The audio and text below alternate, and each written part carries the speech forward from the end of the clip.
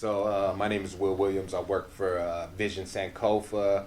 The director of Vision Sankofa is Khadijah City Bottoms. Vision Sankofa started off as a nonprofit to help the African refugees, and it's kind of expanded. I came on board to help to deal with the Spanish-speaking population and the African American population in the international district. Right now, currently, we're opening up the International District Family Resource Center. So we'll be doing everything from connecting people with housing to income support, housing stability. We'll be working on a lot of different things. People that need help with mental health, we can direct them to those services as well. We're currently working on developing some youth programs for the kids. So we're working on developing a podcast program over at Highland High School with the Boys and Girls Club over at Highland High School there. We just moved into our new building over at the Gibson Medical Hub, 5400 Gibson, Building 11. That's our new building. So we'll have a educational center there. We're going to start trying to get a GED program going for the community. We have a lot of community members that need to get that education going, especially in the international district. It's the highest density population area in the whole entire state, and it's the most diverse population as well. So you have a lot of African immigrants, South American, Central American immigrants there, and it's just kind of like the neighborhood. It's the neighborhood I grew up in the '80s and the '90s, and it was kind of the same thing. In the '80s, you had Cuban refugees, and you had a lot of Mexican immigrants as well, and a lot more Vietnamese. A lot more Native American and a lot more Black people that used to be in that neighborhood. So it's real diverse. Throughout the years, you've seen the population kind of, the Black population kind of leave, and then now you have a resurgence of Africans, immigrants in the community. So the racial makeup is still there, very similar to when I grew up as a kid. So that's kind of where our main focus is, our main body of work is in the international district. So in that area, what are some of the things that are probably the most important to get across to that community? From my point of view, it's education.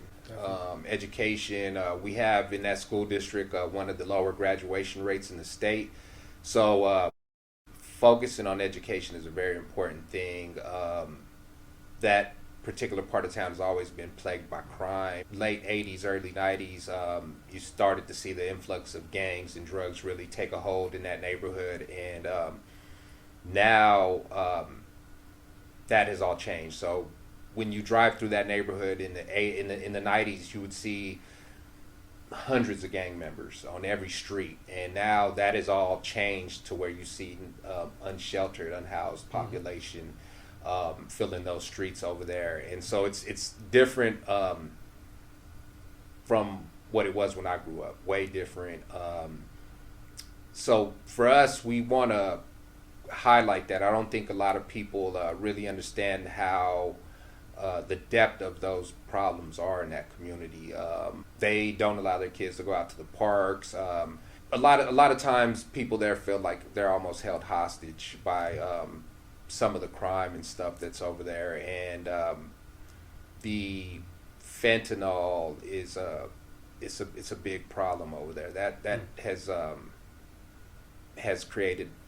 made the problem bigger than what it is. Most definitely. But the main focus, I think, is education, because with education you can create a better atmosphere. You're more informed on the dangers of the community. You're more informed on how to keep yourself safe, and you're just you have a better sense of value of life when you have a little bit more education. It sometimes education doesn't have to be college. Sometimes it's just peer-to-peer mentor, or just having an older mentor to kind of guide you and give you some of that information that you would need to survive as a young man or a woman in that environment. there's a lack of attention that's given to that particular part of the community. I don't think people really realize the issues that are going on over there. So that's kind of what our job is, to highlight the issues that are going on, bring those issues to the table to the people who are elected officials, and try to make a change. So, but from my point of view, I think education is going to be key. We have an educational system here that's last in the country, and for as big as Albuquerque is and the amount of resources Albuquerque has, there's no reason we should be last in the country. Our public schools here have almost doubled in size, but we only have one career enrichment center for the kids. So we want a career enrichment center for our kids in the international district. You know, these are things that are needed if you want to address education, you want to address us being last in education, you want to address the graduation rates. Well, you have to give the kids the tools. If the kids at Highland High School, if the bus to the Career Enrichment Center doesn't get there at 3 o'clock, this is the same when I went to school there in the 90s. So if the bus doesn't get there at 3 o'clock, those kids are not going to go get their class. So you're putting barriers in between them and the education. And so we feel like we want a career enrichment center for the Southeast. We want one for the International District. They're doing a redevelopment of Filchacombe Park. They're not going to build a multi-generation center there. So this is one of the things that we want. We want a multi-generation center for our part of town. And we want them to repurpose the old community center to be a career enrichment center. So these are issues that our community members, sometimes they have a lot of things on their plate, and it gets lost in the shuffle. And so for us, it's very important to focus on the youth, and very important to focus on education and moving the kids forward. I've seen so many individuals that I grew up with in that neighborhood that have gone to prison, have died, or are on drugs. And so for me, I would hate that for the next generations of kids growing up in that neighborhood. So for us, it's very important to at least put some kind of options out there for the kids. So yeah, and that's definitely what it's about, giving the kids options, mentors, being able to see themselves in different light besides gangs and drugs and other stuff like that. So yeah, that's definitely important.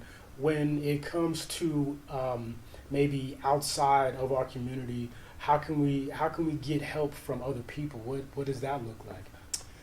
Well, I think right now there's a lot of resources. There's a lot of resources outside of the Black community, and what it is, I think we have a lack of organized leadership, and then the access, the knowing who's doing what, where to go to. That's the main issue, I think, in our community. We're not as aware as other segments of the community when it comes down to resources. And then there's always a stigma in our community where you have a lot of community members that aren't willing to deal with the government in general. They're just not going to want to deal with the government like that. So breaking those barriers is tough, but there's a lot of help out there, actually. There's a lot of people willing to help. There's a lot of advocacy groups that are out there. And it's not to say that they're just out there, oh, well, we're here to help Black people. They're here to help all the segments of the community, but it's just we have to step up and see what we need to do and have our community members, community leaders be more engaged in the civic process. So yeah, that's kind of where I think some of the barriers are. I think just the awareness, but as far as dealing with getting resources from other segments of the community, the resources are there. They're there. It's just a matter of us coming with our plan, having our paperwork in order, and being able to go in there and give a presentation and being able to know what we're asking for. That's the main thing. You know,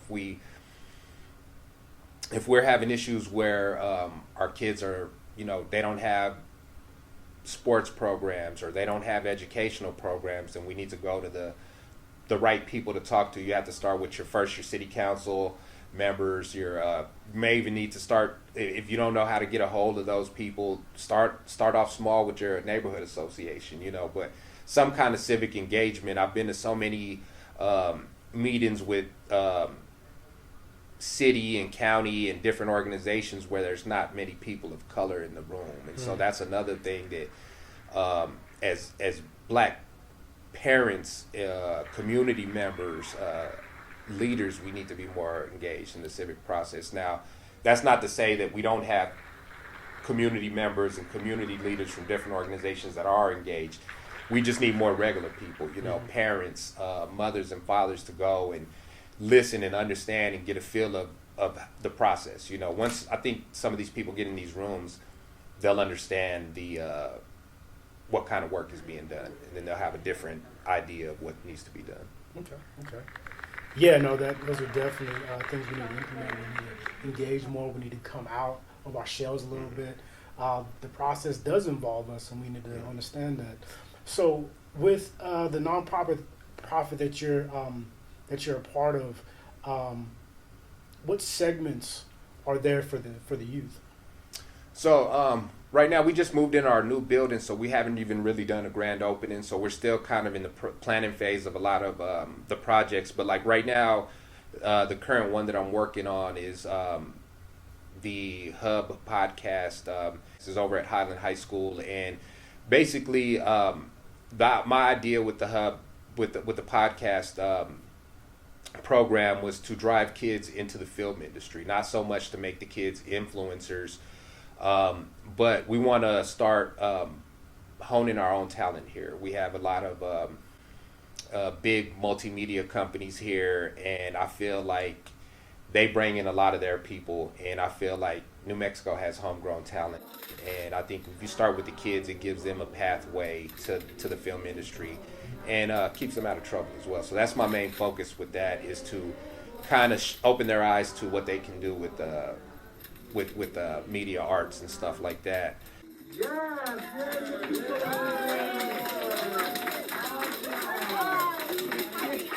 But eventually to create another film office here for our community, the International District, and be able to get our films, our ideas, and our movies put out there. So that's kind of my goal with the kids there for that program. Focus I want to do is kind of working more with the at-risk kids to create a diversion program that would kind of go along with the podcast.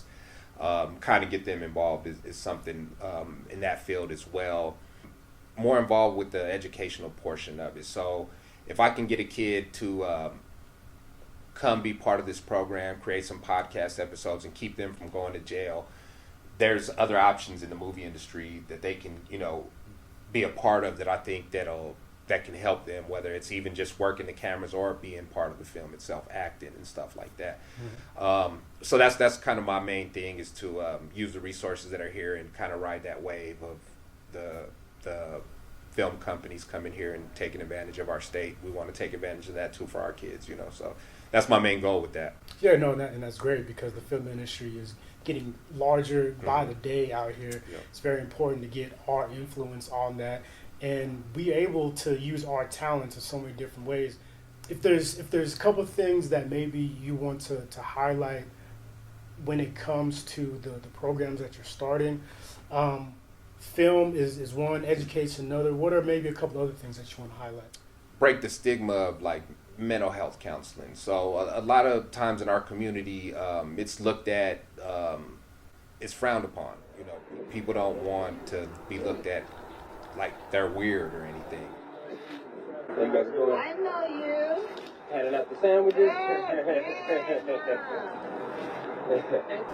The stigma of people going and speaking to a therapist or going to seek any kind of mental health counseling, it's really nothing that it's in consideration for our community. A lot of the community members, they're really not willing to go and seek that help. Some of it is ego, some of it is just not knowing, and so you have that stigma. So we want to kind of break that. Man, but we out here, International District, cleaning up the neighborhood. Let people know that there is options for you. Trying, you gotta start somewhere. Man. So that's what we doing. You don't have to deal with, living. You don't have to conform to the life that you've already conformed to. You've lived in certain situations where you subject yourself to certain things that you don't necessarily have to subject yourself to. And so we want to kind of show people on the other side, there's much more to life than living in the hood. And and that type of mentality. And so that's our thing. A lot of the agencies here that deal with social service, they like to hire people with lived experience. And so I've lived, so much. I've been part of the bad things in the community, and so now it's just my way of giving back to the community. But I've worked in mental health. I've seen what it can do for people. I've seen what it can do, and we want to create a more of a responsible atmosphere for our community. We want to create an atmosphere where we don't have to have those stigmas of having certain conversations with our kids about going and being doctors, going and being in law enforcement, stuff like that. We've been programmed so much with the quote unquote street culture, I guess you could say, that a lot of us, we won't have any kind of contact or association with law enforcement and stuff like that. And in some cases it's merited, but at some point you have to have that dialogue, So we want to kind of break that stigma of people being apprehensive about civic engagement, whether it's with your elected politicians, law enforcement, education department. These are people that are going to end up dealing with your kids one way or another. So having that good relationship with those people and having a better understanding, that's the only way the community is going to get better. If you don't have any kind of dialogue, you're not going to have any kind of change. So for us, we don't want to see police brutality in our community and stuff like that, but we have to have a dialogue. The man in here putting in work. We can't just get out there and protest and march and think it's going to make any kind of change. We have to be in those rooms where you talking about policy change and stuff like that.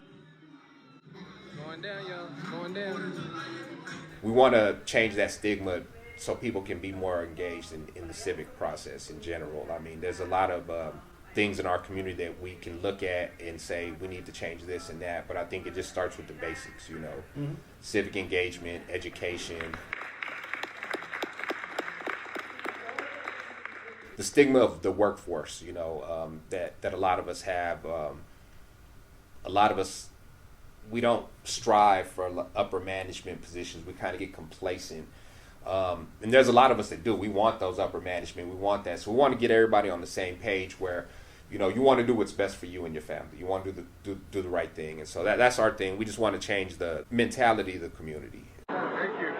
It's something that sounds good, but, it's a lot of work that goes into it. But I think if you start with the kids, kids are more powerful than we realize, and they influence everything. Right now, there's going to be an 18-year-old kid on social media doing something that's going to be the next wave, and we're going to be trying to jump on that and stuff like that. So there's a lot of power that youth have, and so we want to harness that the right way. Most definitely. And the children, the youth are our future.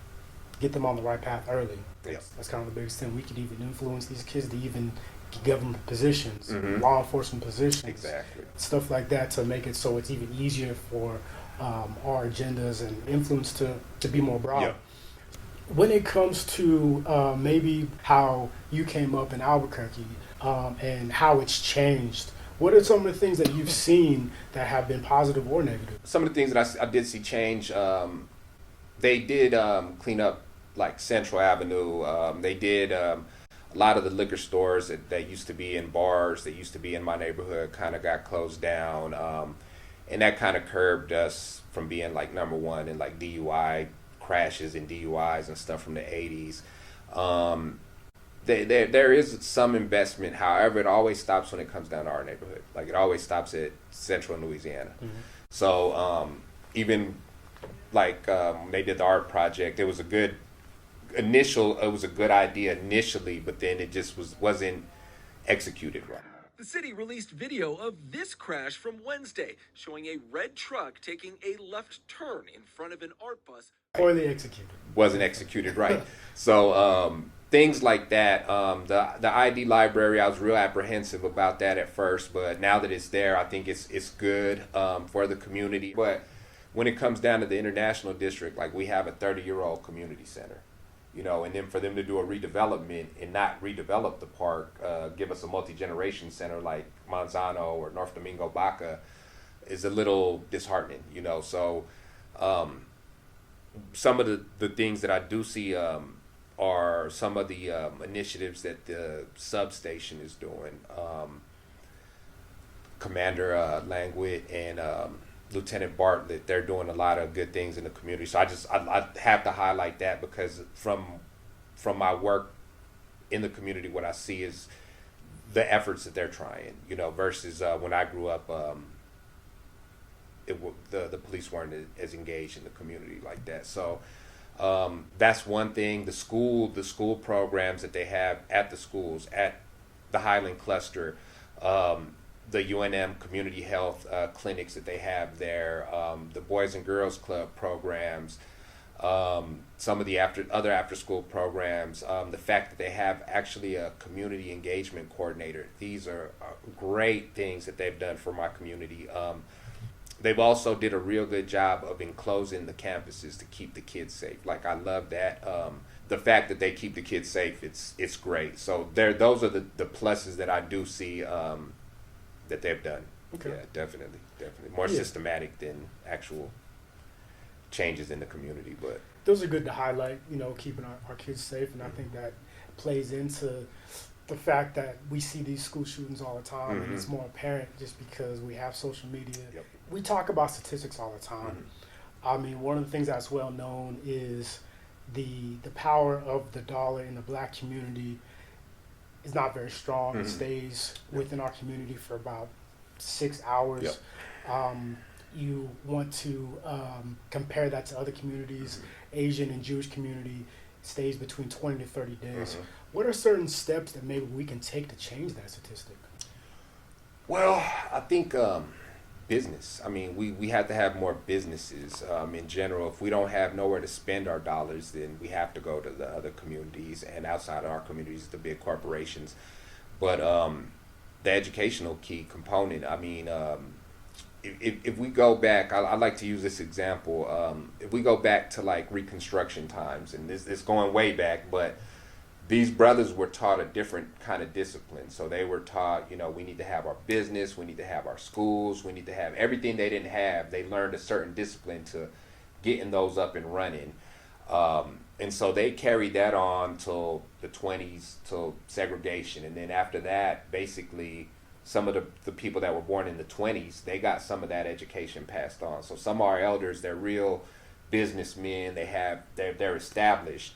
Once it got to the civil rights era, those brothers from that era had to fight. And they had a different type of fight. So by the time it got to my generation that was born in the 70s, they couldn't teach me that business structure, that the discipline that the brothers from Reconstruction had. It was a different kind of teaching. So by the time it got to my era, that business discipline, that civic engagement discipline wasn't there no more, because they're fighting actually the civic portion of the government. They're fighting. So it was a different. So now we're left with it's almost like a new Reconstruction. We're picking up the pieces from the civil rights era, where we got to put our tools back in the toolbox and figure out how to use them.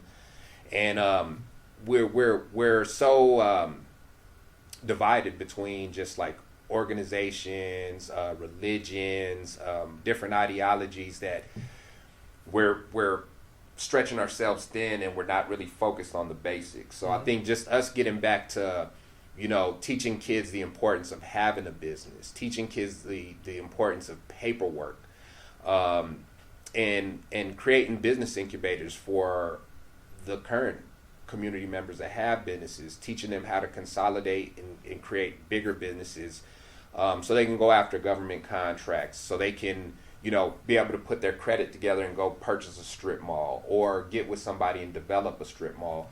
But these are things that, you need funding for. So we have to be able to have our financial acumen. We need to be on top of our finances. We have to.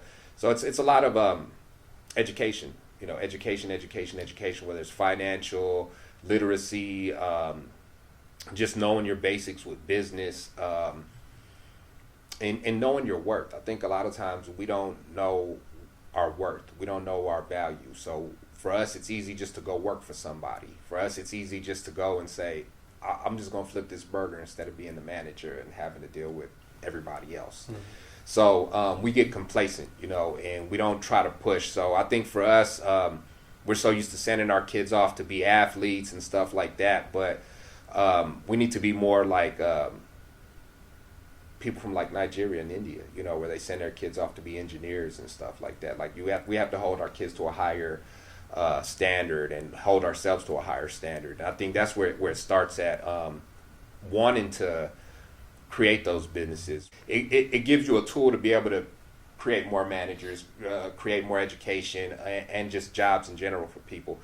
I think in our community is just with business. Like we have to be able to create those businesses. If we don't have a grocery store, then we have to go to Walmart. Then that money, just like you say, 6 hours, as soon as the paycheck hits and we got to go get some groceries, we're going to be at Walmart. But if we were able to go to Pioneer Market, you know, then we could keep the money in the community, because now, you know, you're buying groceries from a vendor who's paying employees from our community. And if we have a bank, then we can bank in our community, you know, in our community, and the dollar stays longer. So these are things that there's barriers, but I think, you know, talking to the people in influence and the people who are working on these type of projects and supporting these people, then we'll get a lot done. But I think it's an illusion to think that we'll, you know, wake up one day and we're going to have 10 black grocery stores, 10 gas stations, 10, you know, clothing stores and stuff like that, textile companies. But these are things where we do have the infrastructure for it. We do have the leadership for it. In almost every state, we have a professional football team. We have brothers that are making millions of dollars. We have farmers in a lot of the southern states. So a partnership would be perfect. You know, if we had a partnership between the NBA players and the black farmers, now we can have our own bank, create our own black farm loans. Then we don't got to deal with the barriers that the black farmers deal with. And now we can have our own supplies to have our own, you know, grocery stores. There's certain organizations, I want to say it's called Gemco. It's kind of like Costco, but then this is out in Phoenix, Arizona, where the employees own the grocery store and they work there. And so you're generating the revenue. And so these are the type of things that we have to start looking at, these ideas. But we got to utilize like our education. We have BSUs, we have black departments in every college. And I think that for us, people that are in the community have to have a strong partnership with our organizations and our universities, because these are the people that are have a little higher education than a lot of other people, and so they're going to have influence, they're going to have connections as well. But these are the people that can create the workforce. You know, if we have a graduating class at UNM and we don't have any black engineers, then what are we doing?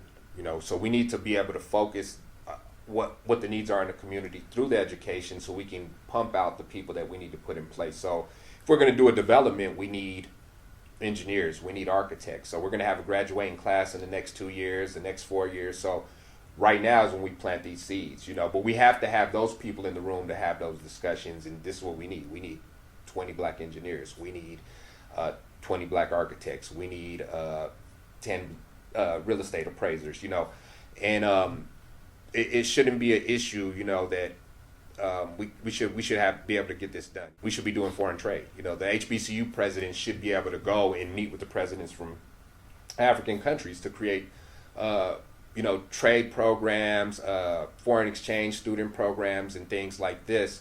But these are conversations that we aren't having. Mm-hmm. And a lot of it stems back from, you know, being divided by ideology, religion, politics, and so on and so forth. And but we just have to be more systematic about organizing ourselves, more systematic about our approach on what we need to develop for our community. But if we're going to send our kids to go play basketball for UNM or NMSU or play football, but at the end of those 4 years, the university is going to enrich themselves, but our kids not going to be able to do anything with that degree coming out of there, what's the purpose? And so as parents, we got to be aware of that as well.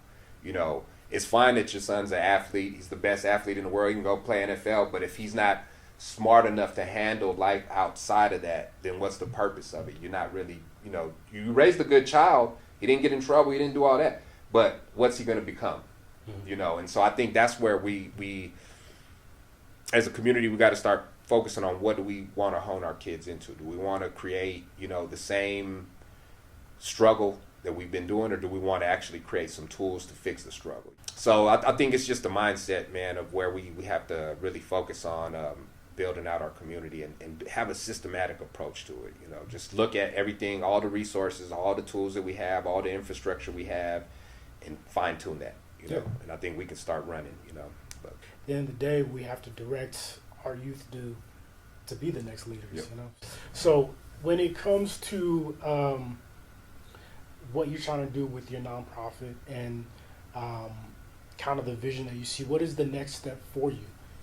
right now we're just really focused on getting the International District Family Resource Center. For me, for my work later on down the line, the nonprofit that I'd want to open up is mainly focused on reentry, kind of getting the prison population back on their feet, but also people that, when I say reentry, it means more than just people coming out of prison. There's a whole segment of our community that just don't deal with anything outside of the hood, you know. And so for me, I want those people to come be businessmen. These people to come be part of the civic engagement process.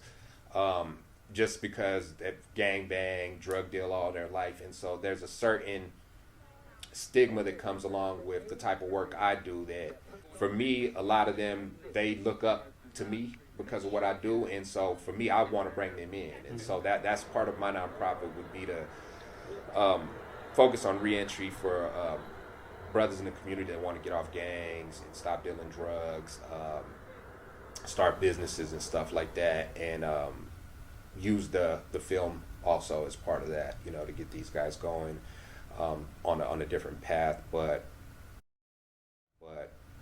that's my main focus on that, and just still with the community engagement stuff. Before I was working for VIZIONZ SANKOFA, I'd already started working on getting the community center built. So that's kind of what my main focus is, getting all the guys that used to run the streets with me that aren't doing good back, and kids that are currently in that phase of life. You know, we want to get them away from all that. We want to change that whole stigma of gangs and drugs, you know, and curb it. I had a good friend of mine back in, I want to say 2007, 2008. They did a gang truce over at the Juneteenth at Thomas Bell Park, and they didn't like it. But at the end of the day, it stopped kids from killing themselves. It stopped kids from killing each other. So for 14 some years, we haven't had no gang violence between those two neighborhoods. And so for me, it's a good thing. But these are things that don't get highlighted, you know. There's so many guys that I grew up with that we ran the streets and did all of that stuff. And we made it a point to not have our kids follow that footstep. So we broke an entire cycle. Like, there's a whole population of our community. We broke an entire cycle without counseling, without help from our elders in the community, without help from, you know, social services, nonprofits, or none of that. We just decided on our own, like, we weren't going to have our kids follow those footsteps. And so for us, there's so many more people that have to do that, you know. So for me, that's what my nonprofit's focused on, you know, showing people the other side of life that's not related to the hood. It's fine to live in the hood, but you just don't have to embody that, you know. So that would be the focus of my nonprofit. I always tell people, like, I'm 46, but I'm 20 years behind because I was running in the streets. All the guys that are in the same boat as me, like, we all work, we all have jobs, we all do community stuff, and we all say the same thing. If we did this 20 years ago, our community would be so far ahead. And so those are the things that we don't want the kids to go through the same mistakes we did. So we just want to kind of push our message, keep it positive, and be that example. Those role models. Yeah.